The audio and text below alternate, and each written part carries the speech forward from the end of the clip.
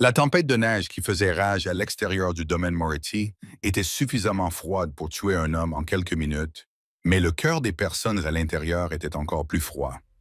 Alors que l'élite de la ville sirotait du Dom Pérignon millésimé et riait près de la cheminée crépitante, une jeune servante nommée Clara Hara grattait le verre gelé des portes-fenêtres, suppliant qu'on la laisse rentrer. Elle avait été envoyée dans la tempête comme punition cruelle, vêtue uniquement de son uniforme léger. Personne ne s'en souciait. Personne ne remarqua rien jusqu'à ce que l'homme le plus dangereux de la pègre, Tony Moretti, s'approche de la fenêtre pour regarder la neige tomber et aperçoive un corps enseveli sous la neige. Ce qui se passa ensuite n'était pas seulement un sauvetage, c'était un règlement de compte qui allait réduire le manoir en cendres. Le thermomètre accroché au mur des quartiers des domestiques indiquait 20 degrés. Mais à l'étage, dans la grande salle de bal du domaine Moretti à Aspen, dans le Colorado, l'atmosphère était étouffante. C'était la veille de Noël, la nuit la plus importante du calendrier social pour les familles mafieuses de la côte Est. Clara Thorne ajusta le col en dentelle blanche de son uniforme, les doigts tremblants. Ce n'était pas à cause du froid, pas encore, mais à cause d'une peur pure et simple. Elle ne travaillait au domaine Moretti que depuis 3 mois, ayant accepté ce poste pour rembourser les dettes de jeu de son père auprès d'un usurier solitaire de Chicago. Elle essayait d'être invisible. Elle essayait d'être un fantôme. Mais quand on travaillait pour Tony Moretti, le Carpo de Carpi, et sa fiancée vicieuse Lana Vance, l'invisibilité était un luxe qu'on ne pouvait pas se permettre. Lana Vance était une femme sculptée par la jalousie et l'argent d'ancien. Elle était belle comme un diamant et beau, tranchant, dur et capable de vous couper si vous le teniez mal.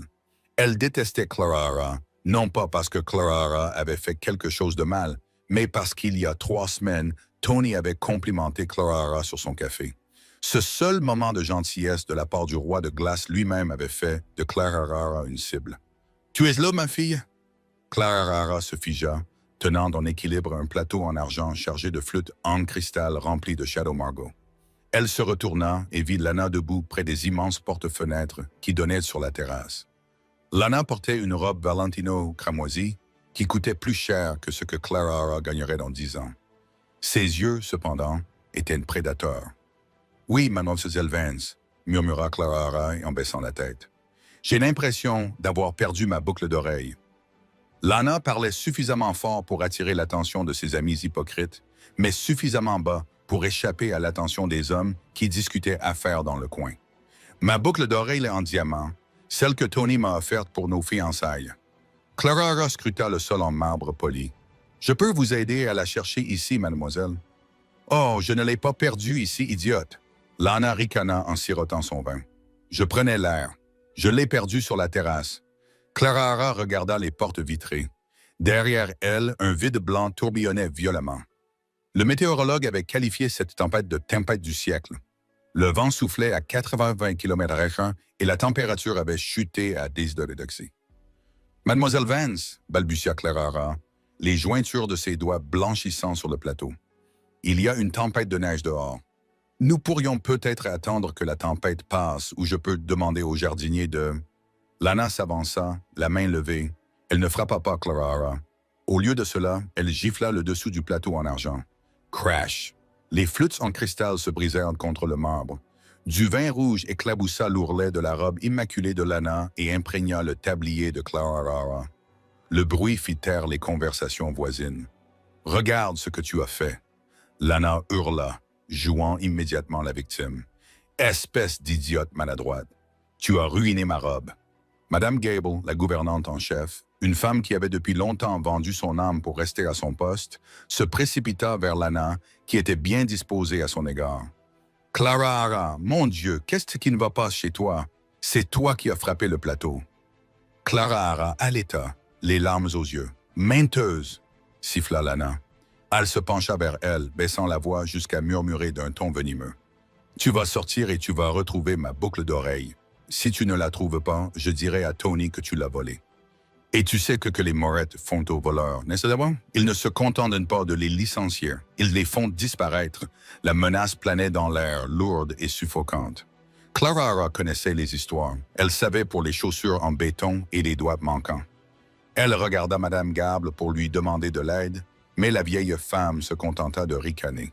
« Vas-y alors, aboya Madame Gable, et ne revienne pas avant de l'avoir trouvé. » Madame Gable déverrouilla la lourde porte-fenêtre. Le vent l'ouvrit brusquement, projetant de la neige dans la pièce chauffée. Les invités à proximité rirent, pensant qu'il s'agissait d'une sorte de jeu d'ivrogne. « Vas-y, » ordonna Lana.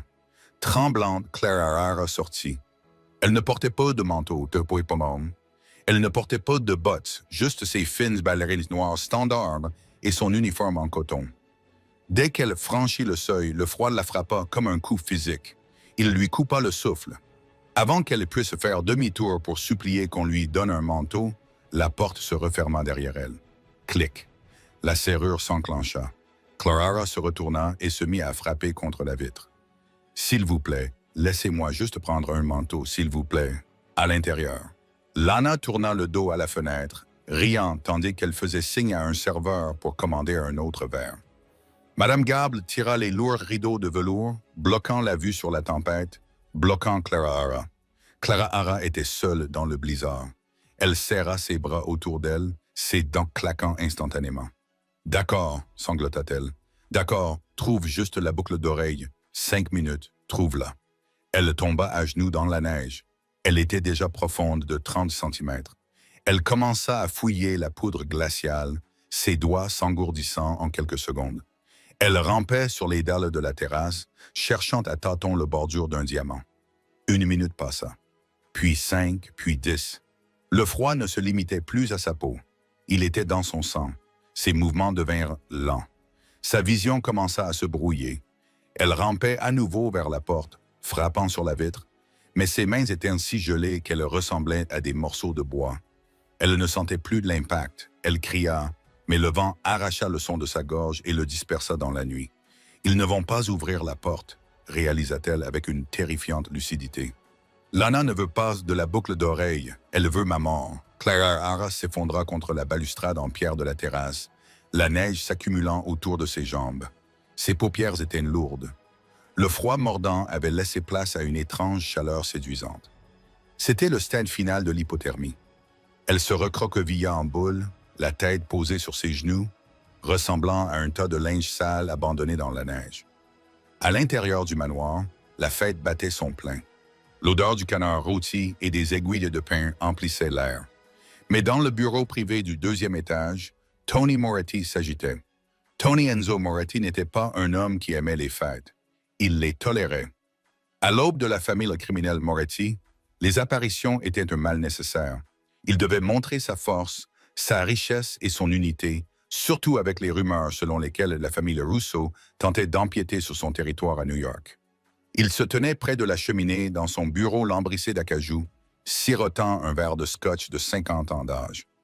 Il mesurait 1,4 m, bâti comme un boxeur poids lourd, avec des yeux couleur mer déchaînés et une mâchoire qui aurait pu couper du verre.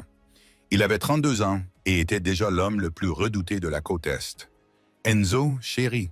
Il ne se retourna pas. Il connaissait cette voix. C'était Lana. « Qu'y a-t-il, Lana? »« Tu es là depuis 1 heure, » se plaignit-elle en entrant dans la pièce et en passant ses bras autour de sa taille par derrière. « Les invités te demandent. Le sénateur Miller veut discuter des contrats d'assainissement. » Tony soupira et s'éloigna d'elle. Il se dirigea vers son bureau et posa le verre. « Je descends dans 1 minute. J'ai juste besoin de calme. » Il la regarda. Elle était rouge, essoufflée et étrangement excitée. Elle dégageait une énergie frénétique qui le troublait. « Tu as l'air tendu, » dit Lana en passant la main sur le revers de son costume Brian. « Tu dois te détendre.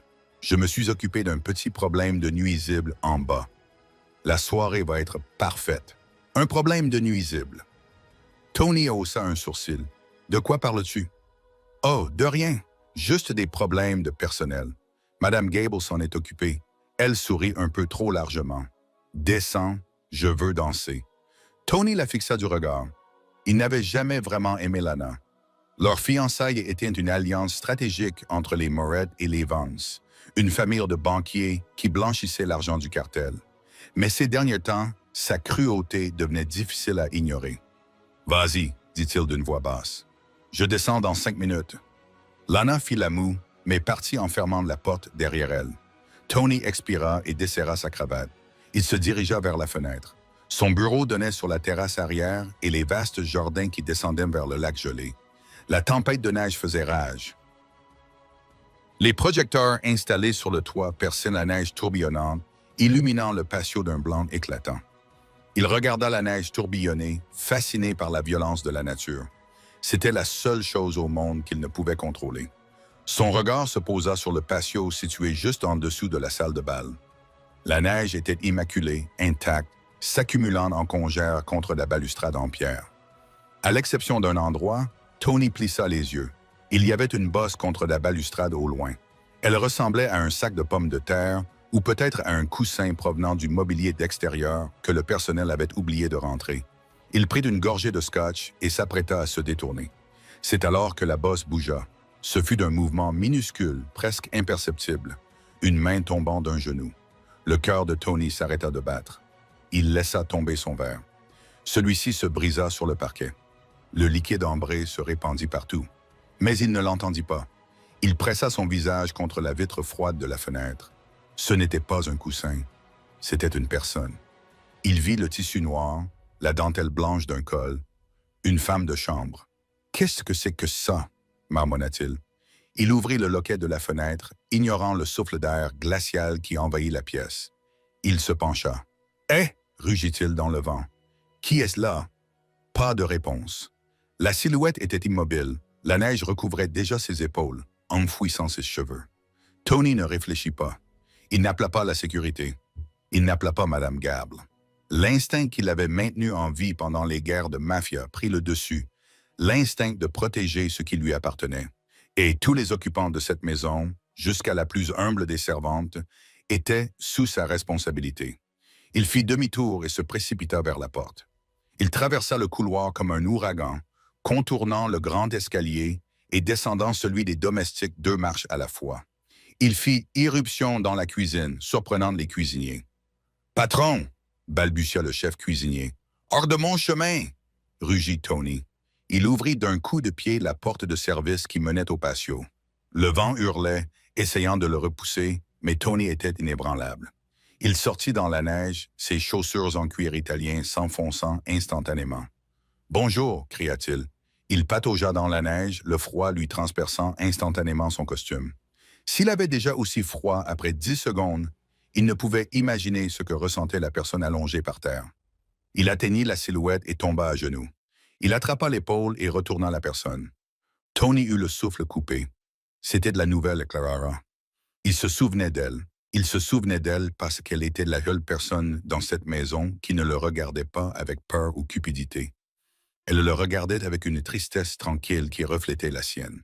Elle avait des yeux bruns doux et des mains qui semblaient avoir travaillé dur toute sa vie. À présent, son visage était pâle, presque bleu.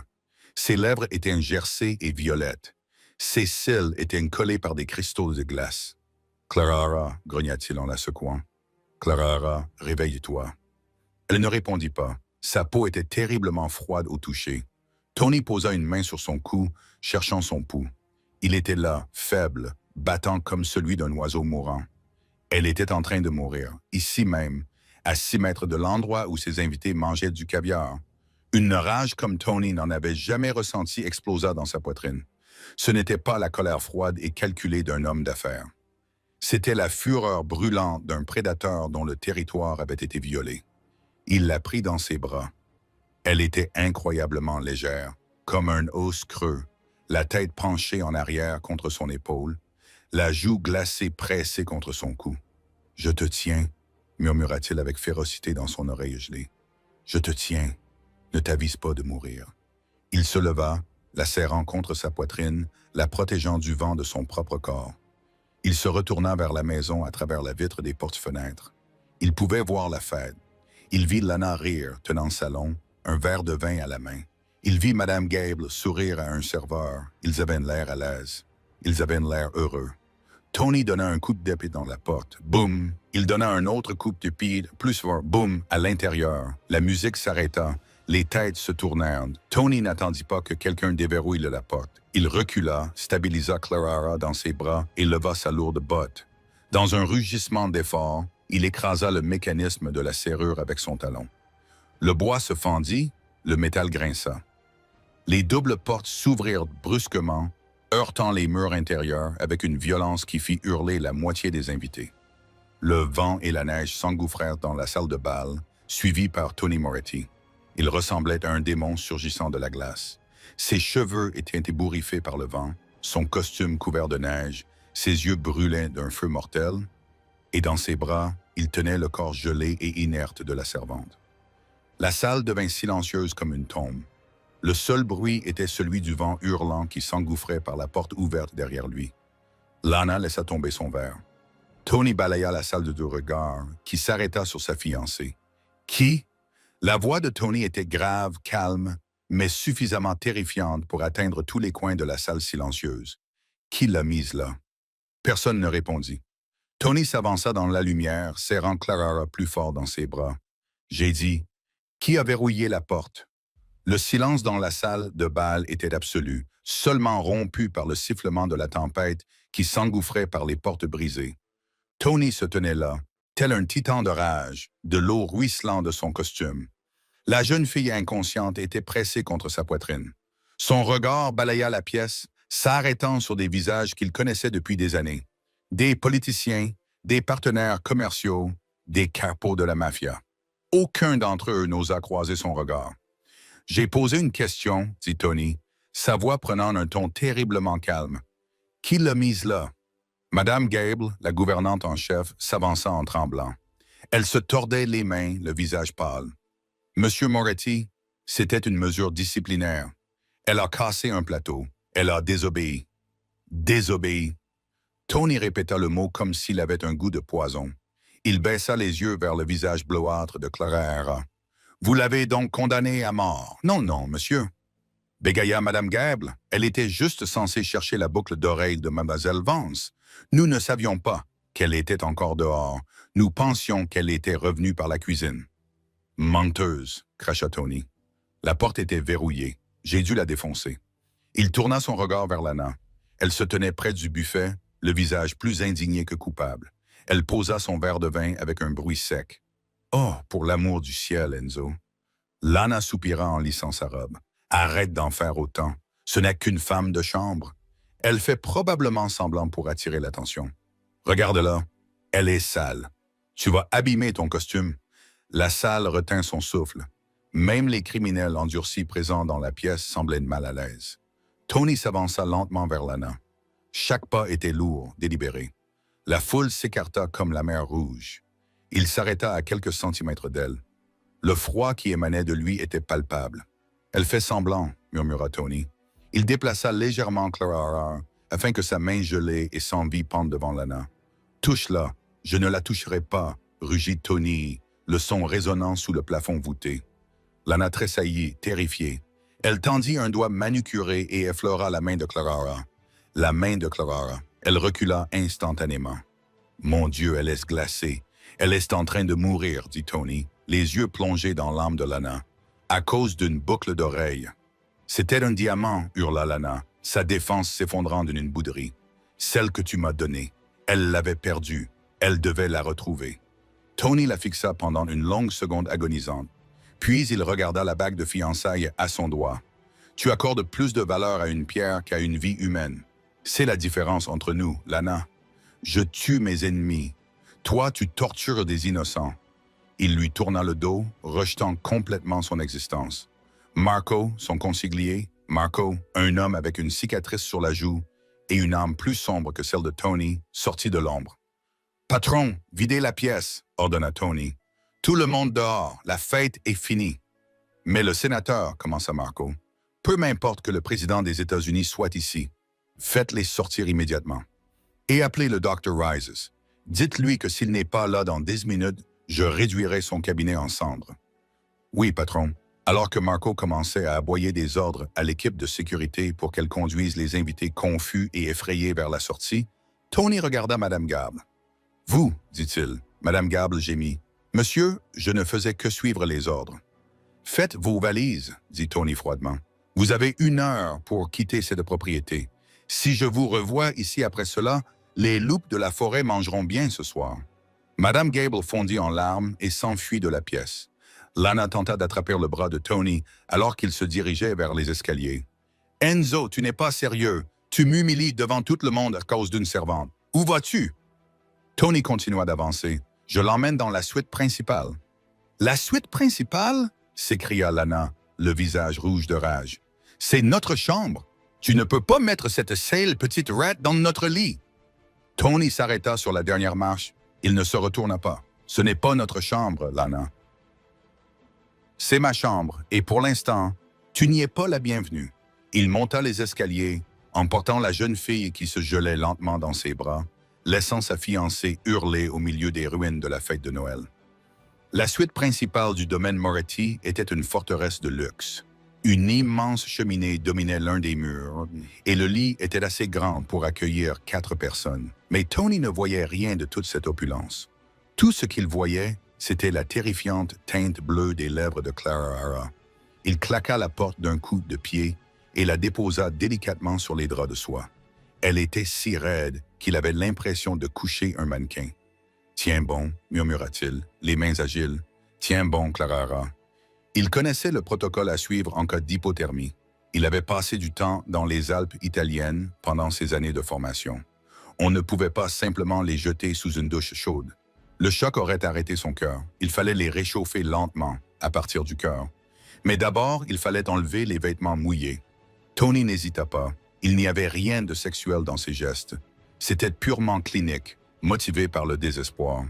Il attrapa une paire de ciseaux dans le tiroir de son bureau et découpa l'uniforme trempé et glacé qui recouvrait son corps. Le tissu était raide de glace. Lorsque la robe tomba, Tony serra les mâchoires. Sous l'uniforme, Clara était terriblement maigre. Ses côtes étaient invisibles sous sa peau pâle. Mais ce qui fit bouillir le sang de Tony, ce furent les ecchymoses, les anciennes jaunes sur ses bras, les nouvelles violettes sur ses tibias et sur son épaule, une marque rouge distincte, une empreinte de main. Lanner, pensa-t-il, ou Madame Gable. Il la déshabilla jusqu'à ses sous-vêtements et tira la couette épaisse sur elle. Ce n'était pas suffisant. Elle tremblait maintenant. De violents spasmes convulsifs secouaient tout le lit. « J'ai froid, » gémit-elle, les yeux toujours fermés. « J'ai tellement froid, papa. Je suis désolé. »« Chut !» Tony la calma, assis sur le bord du lit.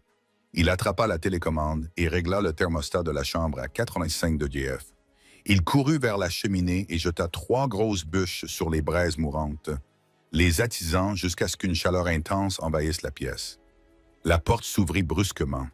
Le docteur Iris se précipita à l'intérieur, portant une trousse médicale noire. Il était essoufflé, son manteau couvert de neige. « Je suis là, Tony. Marco a dit que c'était urgent. Hypothermie !» aboya Tony en s'écartant, mais en restant à proximité comme un chien de garde. Elle laisse rester dehors dans la tempête pendant 20 minutes, peut-être 30, avec des vêtements mouillés. Elle est à peine consciente. Le visage du docteur Harris devint grave. Il commença immédiatement à vérifier ses signes vitaux. Il braqua une lampe dans ses yeux, écouta son cœur et prit sa température.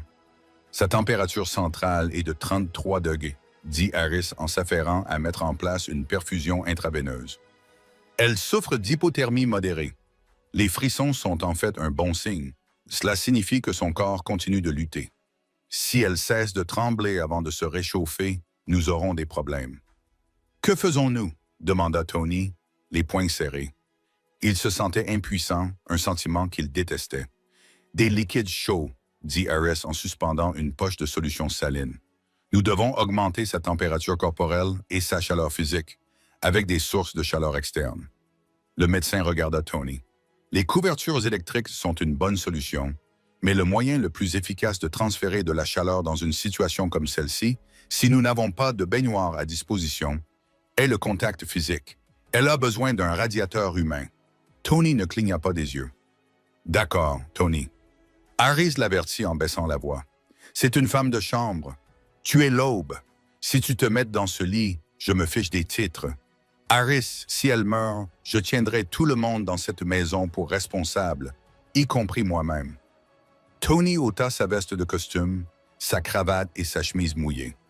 Il retira ses chaussures et son pantalon, se retrouvant en caleçon et maillot de corps. Son corps était une fournaise de muscles et de chaleur.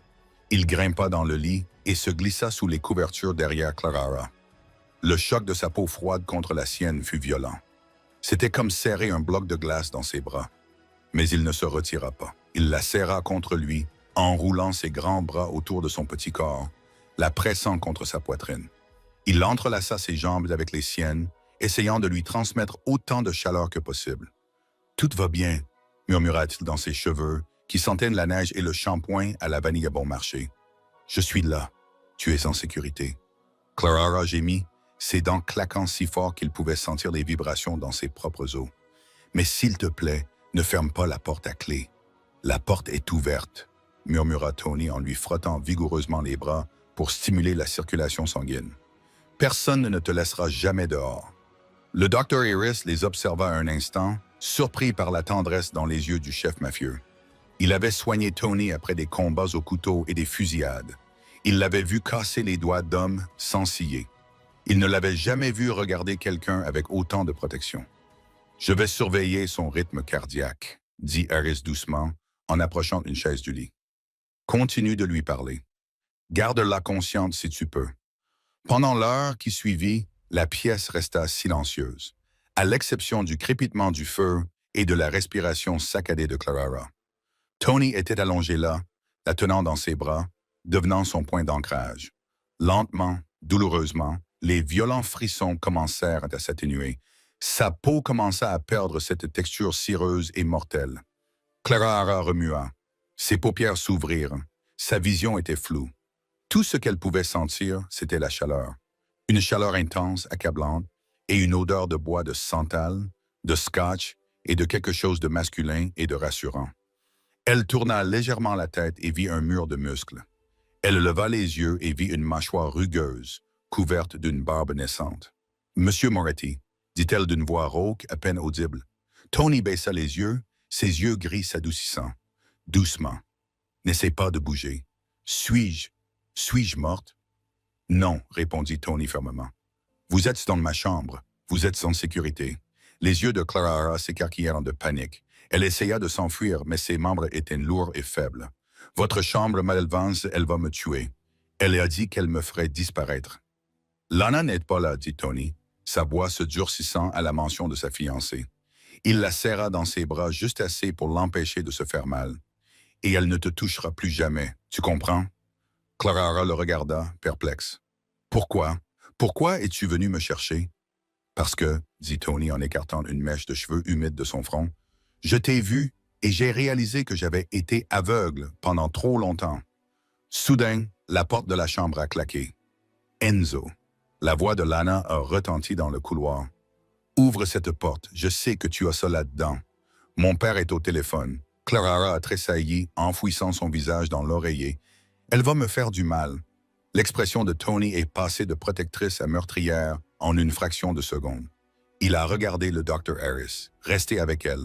Gardez-la au chaud. Tony, ne faites rien d'irréfléchi, a averti Harris. Irréfléchi. Tony est sorti du lit, a attrapé une robe de chambre en soie et l'a nouée fermement. Il s'est dirigé vers la porte, ses mouvements fluides et mortels. « Je suis bien au-delà de l'irréfléchi, docteur. » Il a ouvert la porte d'un coup sec. Lana se tenait là, le téléphone à la main, l'air furieux, mais sa fureur s'est évaporée dès qu'elle a vu le visage de Tony. « Enzo, mon père, veut... Tony lui arracha le téléphone des mains et le broya. Il jeta les morceaux brisés contre le mur. « Toi, » grogna Tony en pointant un doigt vers son visage. « Tu vas descendre, tu vas faire tes valises et tu vas quitter ma maison. » « Tu ne peux pas me mettre à la porte, balbutia Lana en reculant. « Le contrat, la fusion est morte, » déclara Tony. « Et si tu dis un mot de plus, toi aussi. » La fièvre tomba juste avant l'aube, le matin de Noël. Clara se réveilla, mais pendant un instant, elle crut qu'elle était morte et qu'elle était au paradis. Le lit dans lequel elle était allongée était plus moelleux que des nuages. L'air sentait la fumée de bois et l'eau de colonnes coûteuses.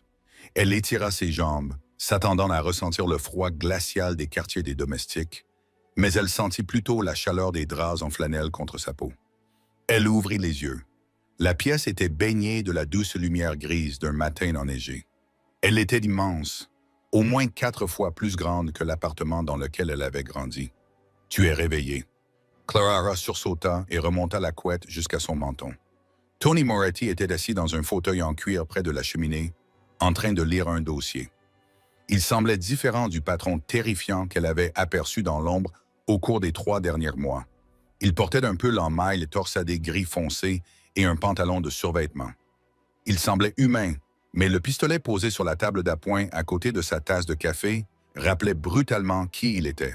« Monsieur Moretti, » murmura Clara, « je devrais me lever. Je dois préparer le petit déjeuner.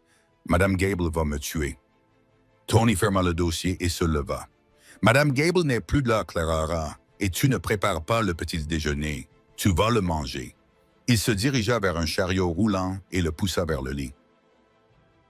Il était chargé de plateaux en argent, de crêpes, d'œufs aux fruits et de jus fraîchement pressé. « Je ne comprends pas, » dit Clara, la voix tremblante. « Pourquoi faites-vous cela? Je ne suis qu'une femme de chambre. » « Non, » dit Tony en s'asseyant sur le bord du lit. Son poids enfonça le matelas, le rapprochant d'elle. « Tu es la femme que j'ai trouvée en train de mourir de froid sur ma terrasse parce que ma fiancée est une psychopathe. Tu es mon invité. » Il prit une fourchette, piqua un morceau de melon et le lui tendit. « Mange. » Clara hésita, puis prit une bouchée.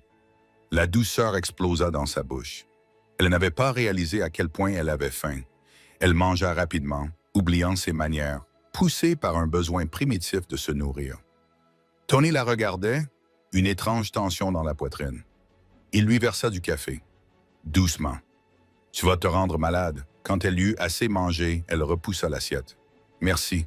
Je n'ai jamais mangé un repas comme celui-là. »« Clara, » dit Tony, son ton devenant plus professionnel, « j'ai besoin de savoir quelque chose. Hier soir, quand tu tremblais, tu t'es excusé auprès de ton père. Tu as dit que tu étais désolé pour l'argent. » Clara se figea. Elle baissa les yeux vers ses mains. « J'ai vérifié tes antécédents pendant que tu dormais. » Tony poursuivit d'une voix calme mais intense. « Tu es surqualifié pour ce travail. Tu as un diplôme en littérature, tu étais enseignante. Pourquoi nettoies-tu mes sols? » Clara sentit les larmes lui monter à nouveau aux yeux. La honte était presque pire que le froid. « Mon père a un problème de jeu. Il s'est mis dans une situation délicate avec des gens peu recommandables à Chicago. Un usurier solitaire nommé Vinny. Vinny Knuckles Gambino, demanda Tony en haussant un sourcil. Clara acquiesça. Il lui doit 50 000 $. Vinny a dit que si je ne remboursais pas, il casserait les jambes de mon père, puis son cou. J'ai pris ce travail parce que le salaire était élevé et j'envoie chaque centime à Chicago. Tony la fixa du regard. Tu as bravé une tempête de neige pour retrouver une boucle d'oreille en diamant parce que tu avais peur de perdre un travail qui te permettait de rembourser une dette à un voyou de bas étage. Ce n'est pas un voyou de bas étage pour moi, rétorqua Clara, trouvant soudainement le courage de s'affirmer. Il s'agit de la vie de mon père. Je n'ai pas le pouvoir que vous avez, Monsieur Moretti. Je n'ai ni armes ni soldats. Je n'ai que moi. Tony la regarda librement. Il la regarda avec un nouveau respect. Elle n'était pas faible. C'était une guerrière en uniforme de femme de chambre qui menait une guerre qu'elle ne pouvait pas gagner pour un homme qui ne le méritait probablement pas. Il prit son téléphone sur la table de nuit. Il composa un numéro et mit le haut-parleur. Sonnerie. Sonnerie, oui. Une voix grinçante répondit. « C'est Vinny. »« Vinny, » dit Tony d'un ton suave. « C'est Tony Moretti. » Il y eut un silence au bout du fil, un silence terrifié, étouffant. « Monsieur Moretti, que me vaut cet honneur? Je verse mes potes de vin à vos cousins du New Jersey. »« Il ne s'agit pas de potes de vin, » dit Tony, les yeux rivés sur ceux de Clara. « Vous avez une dette envers un homme nommé Arthur Thorne. 50 000 $, oui, oui, le mauvais payeur. Mais sa fille est en train de rembourser. C'est une bonne fille. La dette est effacée. » Tony dit, « Excusez-moi. » Je dis, « La dette est effacée à partir de maintenant.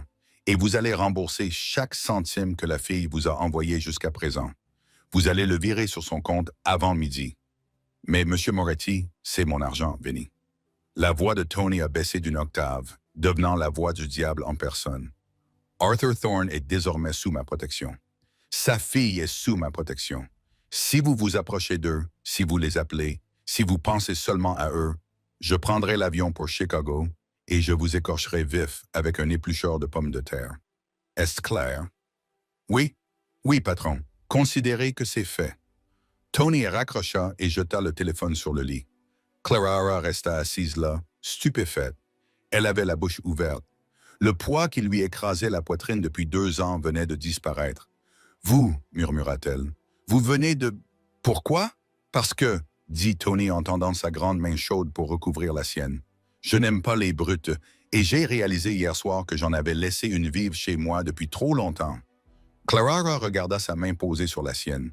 Elle ressentit une décharge électrique. Que va-t-il se passer maintenant?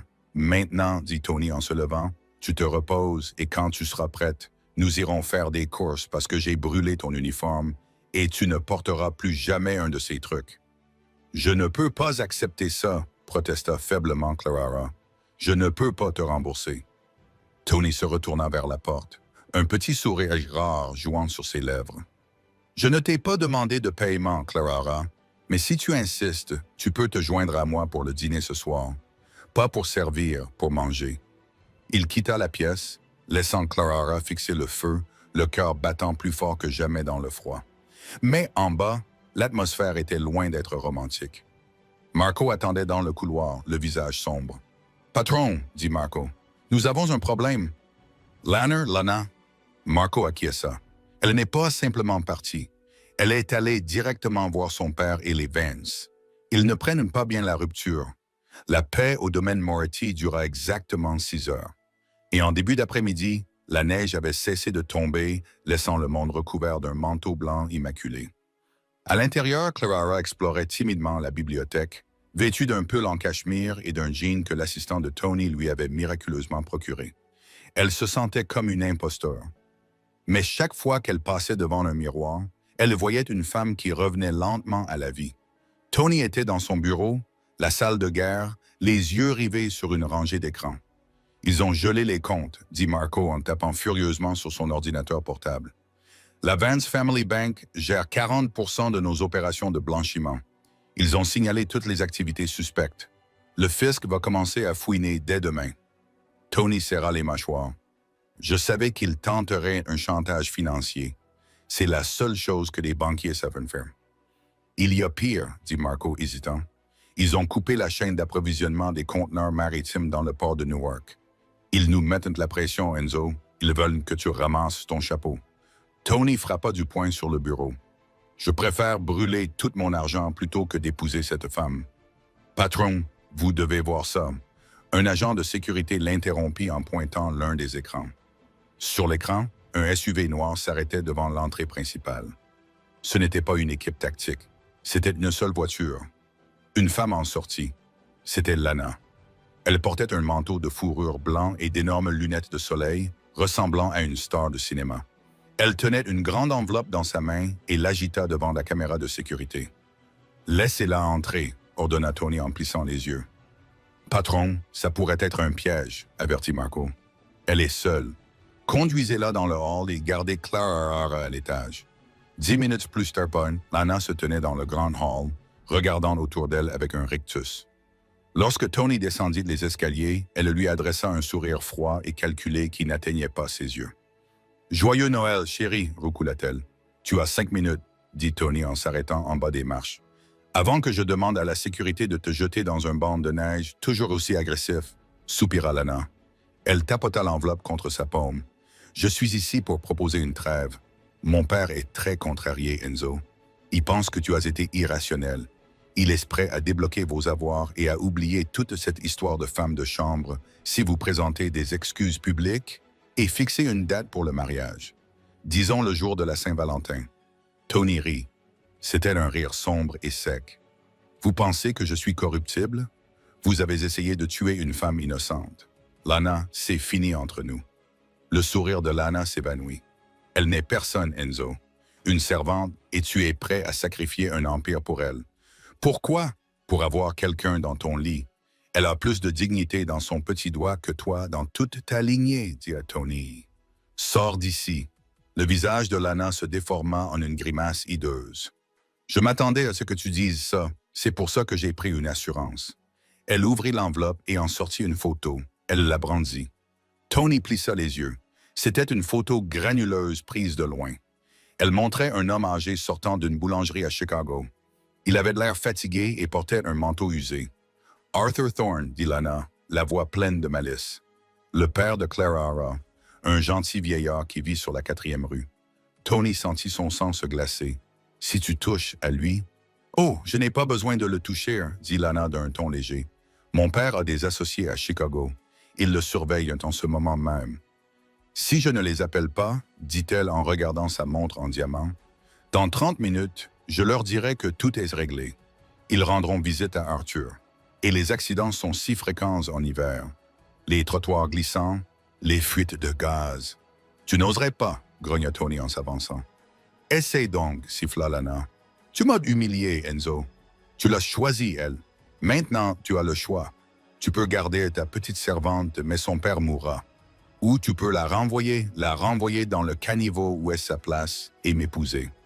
Si tu fais ça, Papa Thorne vivra pour jouer un autre jour. Tony se figea. Il était piégé. Il connaissait les Vance. Ils n'étaient pas aussi durs que ces hommes, mais ils étaient cruels.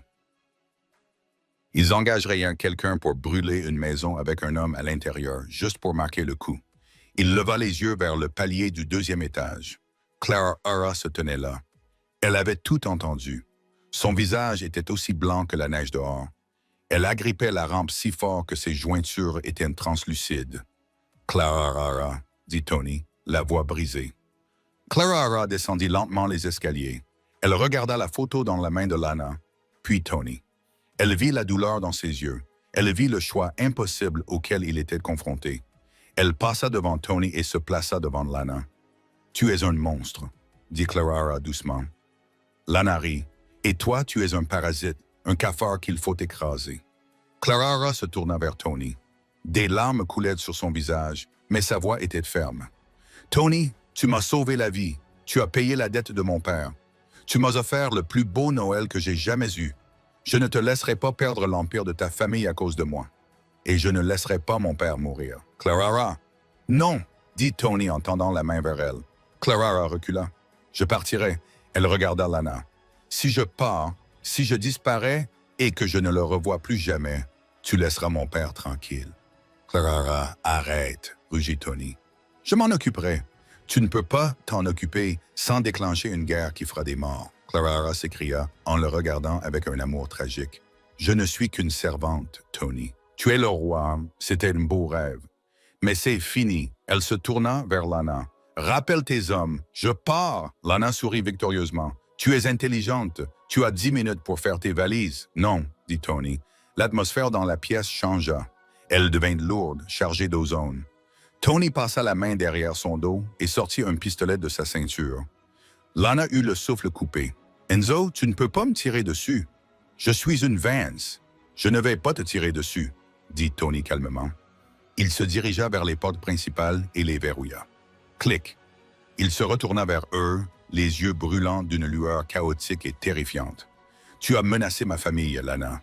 Et qu'elle l'admette ou non, Clara fait partie de la famille maintenant. » Il regarda Marco. Marco verrouille la propriété. Brouille tous les signaux cellulaires sortant de cette maison. Personne n'appelle Chicago. Personne n'appelle personne. Enzo, qu'est-ce que tu fais?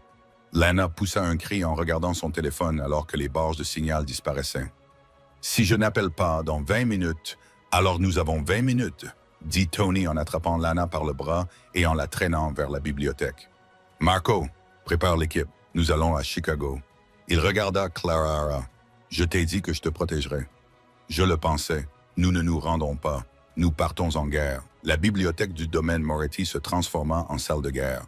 Les lourdes portes en chêne furent verrouillées. Dehors, la tempête de neige était passée, mais à l'intérieur, la température atteignait son paroxysme. Lana Vance était assise dans un fauteuil en cuir, les mains attachées sans serrer avec une cravate en soie que Marco lui avait fournie, non pas pour lui faire mal, mais pour l'empêcher de s'agripper au brouilleur de signal spécialisé posé sur le bureau. Elle avait l'air satisfaite, vérifiant l'horloge comptoise dans le coin toutes les quelques secondes. 15 minutes, Enzo, se moqua-t-elle. Tu ne peux pas voler jusqu'à Chicago en 15 minutes. Même ton jet privé n'est pas aussi rapide. Les hommes de mon père sont déjà garés sur la 4e rue. Si je n'appelle pas, ils entreront. Clara se tenait près de la cheminée, tremblante. Elle ne tremblait plus à cause du froid. Elle tremblait de terreur. « S'il te plaît, murmura-t-elle à Tony, laisse-la appeler, je partirai, je signerai tout ce que tu veux. Ne les laisse pas faire de mal à mon père. » Tony l'ignora. Il faisait les 100 pas derrière son bureau, le téléphone à la main.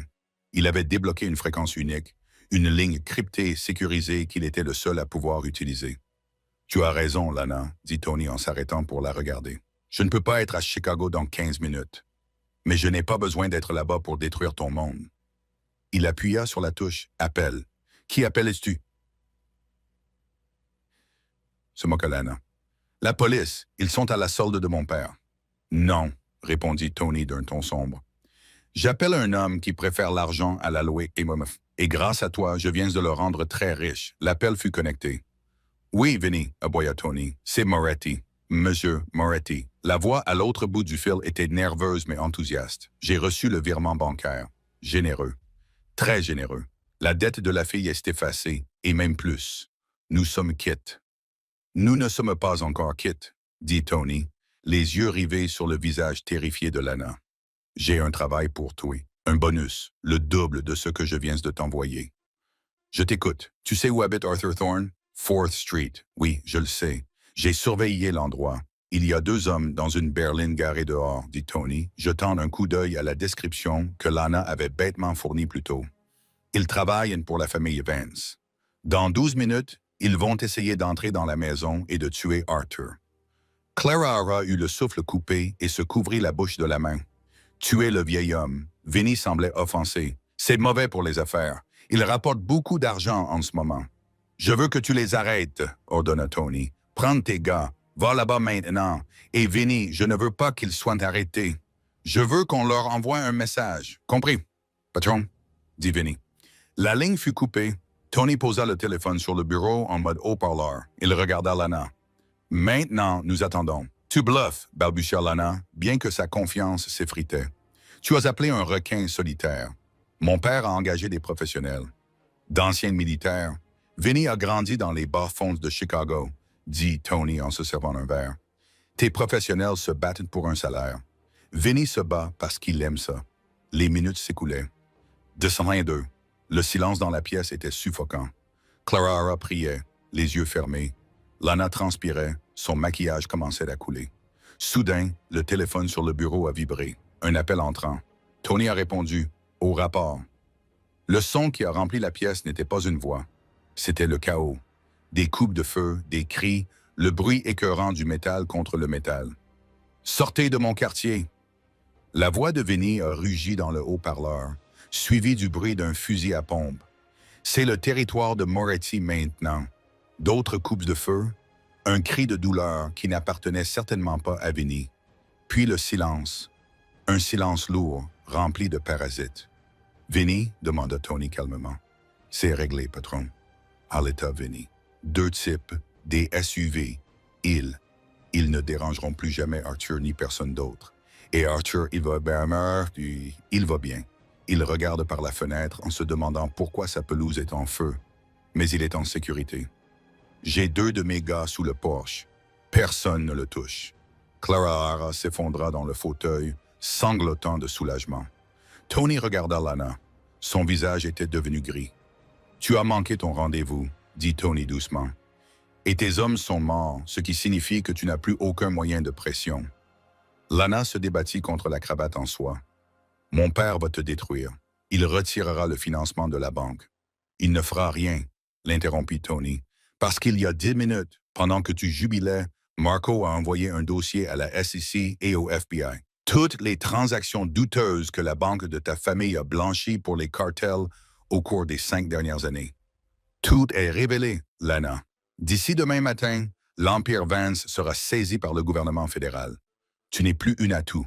Tu es un boulet. » Lana poussa un cri primitif de rage et de défaite. Tony s'approcha d'elle et lui détacha les mains. Elle se frotta les poignets, le regardant avec haine. « Je te déteste. »« Le sentiment est réciproque, » répondit Tony. « Maintenant, sors de ma maison. »« Il neige à nouveau, » cracha Lana. « Où suis-je censé aller? » Tony se dirigea vers la fenêtre et regarda le patio, l'endroit même où il avait trouvé Clara O'Hara en train de mourir de froid la nuit précédente. « Je m'en fiche, dit-il. Mais si tu es toujours sur ma propriété dans 5 minutes, je lâcherai les chiens, et contrairement à moi, ils n'ont pas encore dîné. » Lana Vance, la femme qui avait régné d'une main de fer sur la société new-yorkaise, attrapa son manteau de fourrure et s'enfuit. Elle sortit en courant de la bibliothèque, traversa le hall d'entrée et s'enfonça dans la nuit froide et sombre, pour ne plus jamais réapparaître dans le domaine Moretti. 3 mois plus tard, la neige avait enfin fondu à Aspen, révélant les jardins verdoyants du domaine Moretti. Les fenêtres étaient ouvertes, laissant entrer la brise fraîche du printemps. Clara O'Hara était assise sur la terrasse en train de lire un livre. Elle ne portait pas d'uniforme. Elle portait une robe d'été jaune pâle qui reflétait la lumière. Elle entendit des pas derrière elle. Des pas lourds et familiers. « Les jonquilles sont en train de fleurir », dit Tony en posant 2 tasses de café sur la table. Clara O'Hara sourit, marqua sa page et leva les yeux vers lui. « C'est vrai, c'est magnifique. »« Oui, dit Tony. » Mais il ne regardait pas les fleurs. Il la regardait. L'hiver avait été long et difficile. Les retombées de l'enquête sur Vance avaient été désastreuses. Tony avait dû restructurer toute son entreprise pour se mettre en règle avec la loi, rompant avec les aspects les plus sombres de son passé, afin de s'assurer que Clara O'Hara ne serait plus jamais en danger. Cela lui avait coûté des millions, mais il s'en moquait. « J'ai parlé à mon père ce matin, » dit Clara O'Hara en buvant une gorgée de café. Il m'a dit que Vinny était venu prendre le thé. Apparemment, ils regardent les matchs de baseball ensemble maintenant. C'est bizarre. Tony a gloussé. Vinny aime avoir un but, et ton père fait de bons sandwichs.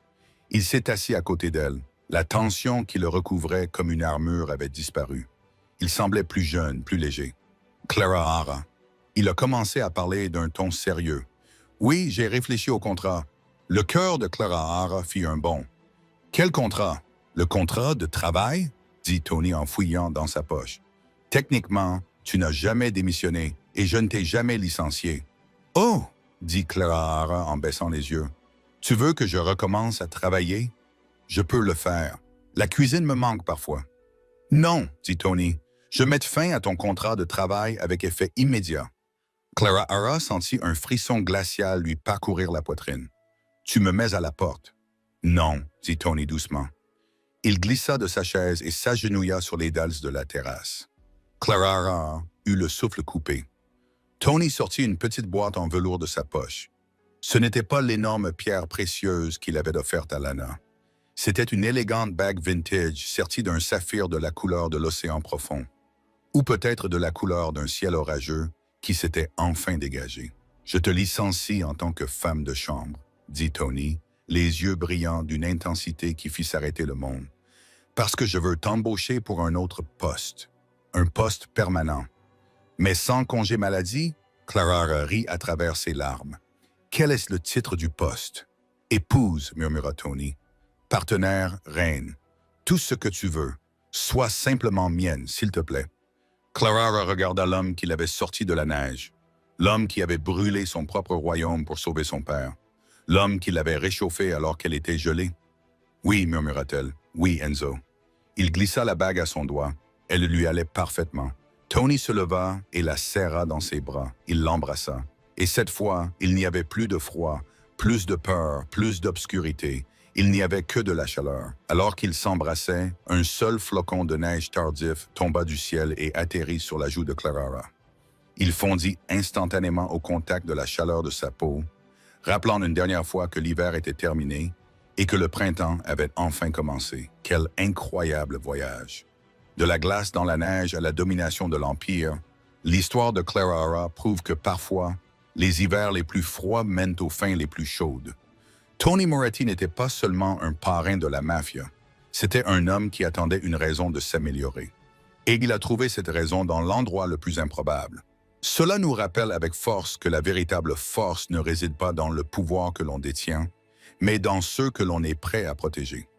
Si vous avez apprécié cette romance mafieuse dramatique et que vous souhaitez voir d'autres histoires sur la justice, l'amour et le karma, n'hésitez pas à liker cette vidéo. Cela aide vraiment la chaîne à se développer. N'oubliez pas de partager cette histoire avec un ami qui aime les rebondissements et cliquez sur le bouton s'abonner et la cloche de notification pour ne jamais manquer notre prochaine histoire captivante. Merci d'avoir regardé.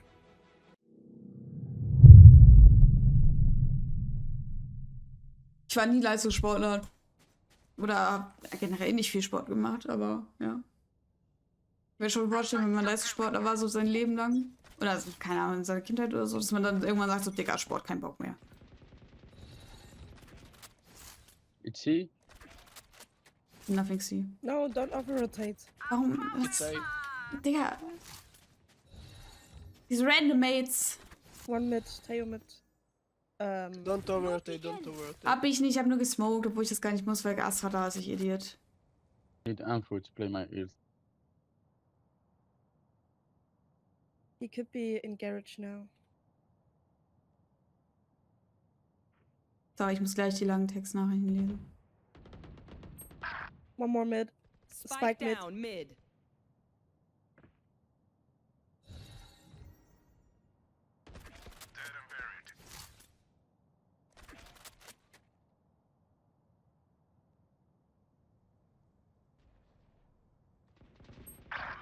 Ah, one window, one here. Why are we pushing out? Maybe coming back to A.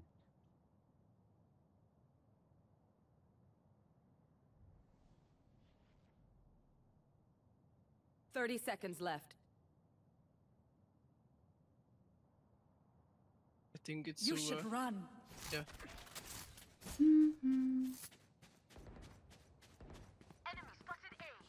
One enemy remaining. Spike down A. Meine körperliche Fitness ist besser. 10 seconds left. Ja gut, was willst du machen, ne? Du kannst ja legit nichts anderes machen, Spike wenn dein Körper planted. das einfach nicht zulässt.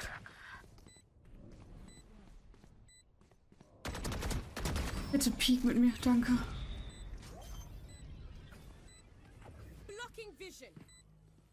Ich stelle mir gerade die Frage, warum auf Zählung mir das Ende da gesmoked und nicht weiter vorne Richtung Attacker, weil dann müssen die können Long weiter abnehmen. Damit sie rauspushen müssen wahrscheinlich, oder? Aber vielleicht smokt man auch weiter hinten. Ich weiß es ehrlich gesagt nicht. Keine Ahnung. Bin nicht so viel Ahnung von dem Game. Auch wenn ich so viele Stunden hier drin habe, aber ich habe trotzdem nicht so viel Ahnung. Ich hatte meinen Mama, ich bin das hat gereicht. Ja, guck. Easy. Dann kann man auch mal chillen mit dem Sport fürs restliche Leben, sag ich. Wenn wir Terror einfach am Anfang des Games hätten, der nicht, keine Ahnung, erstmal was essen müsste. Oder so. Okay, er hit that. Ah, fuck, ich hab gepiekt, weil ich dumm bin. Wer kommt Garage? Oh no. Oh no. I'm on my own now. Your duty is not Ooh. over. That was Guys, we need calls. We don't have info. We will time. Weil wir auch einfach keine Info haben. One mid. Was für Calls willst du haben? PK. Not ready yet.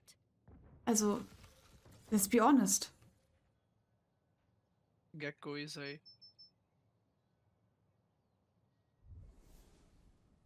That's a random mates.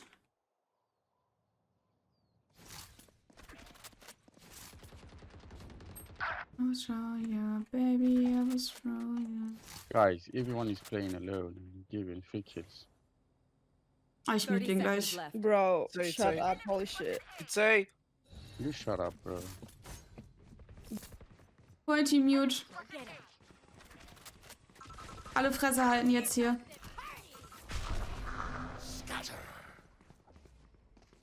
Der TP'd away. 10 seconds left. Spike planted. Und sie. Würde ich sagen, hätte ich sowas wie eine Gang. Aber keine Lust auf Pappen oder auf... Drop in a smoke. Last player standing. Fuck. So. Wir gehen Vollmute für das Game. Die Stimmung ist mir zu negativ. Here and now. Be here and now. Hallöchen quasi. Hallöchen, Hallöchen. Ich hoffe, dir geht's gut. So war die gerne auch noch weiter vorne. Das liegt in der Smoke-Stelle und richtig schnell mit User Zeit. Ja, da hast du recht. Ich habe honestly keine Ahnung, wie man das richtig smoked. Aber ich habe es aber nur so gesehen. Vielleicht bin ich auch falsch. Oder so ein Schienaments. Elpa.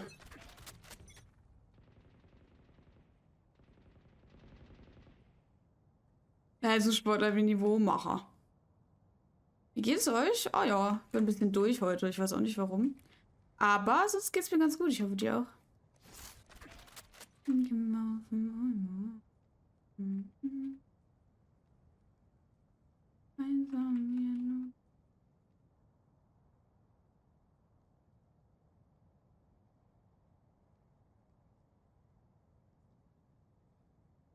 Junge, die Planes ist so Silong.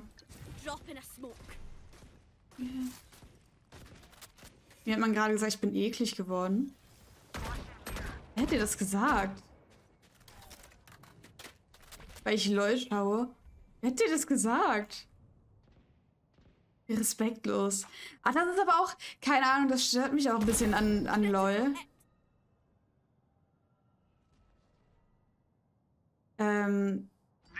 Dass so die Spieler das so verteufeln. Dass Leute, die selbst LOL spielen, 30 also keine Ahnung, es ist halt ein Game.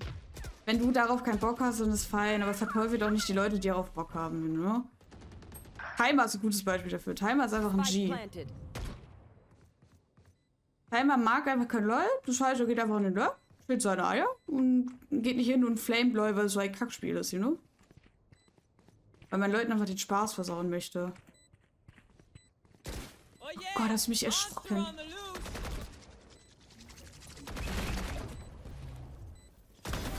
Sorted.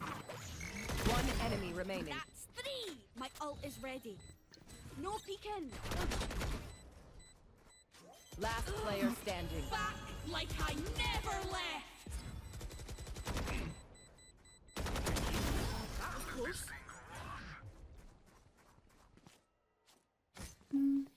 Wieso du willst noch deinen Shots ballern anders geil? Dankeschön. Dankeschön. Sehr appreciated. Ah, jetzt so können wir dann kommen. Nee, ich check schon dein Gedanke, ist ja nicht schlecht, André. Aber ich habe, glaube ich, heute einfach nicht die Gehirnpower, um wirklich darüber nachzudenken. Tut mir leid. Nee, Hallöchen Domi, hallo, wunderschön. Dankeschön. Ja, Hauptsache man kann haten, yes. Hallöchen Adlerjunge, ein wunderschön. Also keine Ahnung, aber lass dir da nichts einreden. Ist einfach zu normalisiert, Leute für ihre Game-Auswahl zu haten. Vor allem, wenn es um League geht. Drop in a smoke.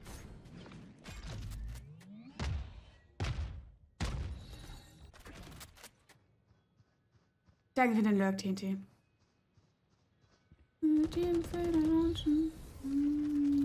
Smoke der? Oder smoke nicht? Dann smoke ich.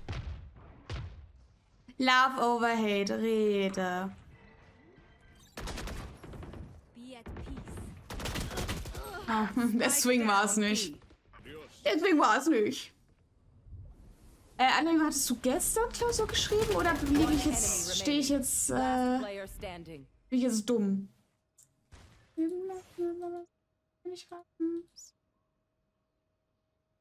Die danke quasi. So, wie geht's einen dazugestoßenen?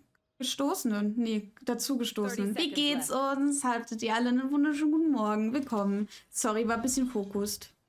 Eben, oh, und wie war's? Danke quasi. Ja, auch alle mal was trinken. Trinken wichtig.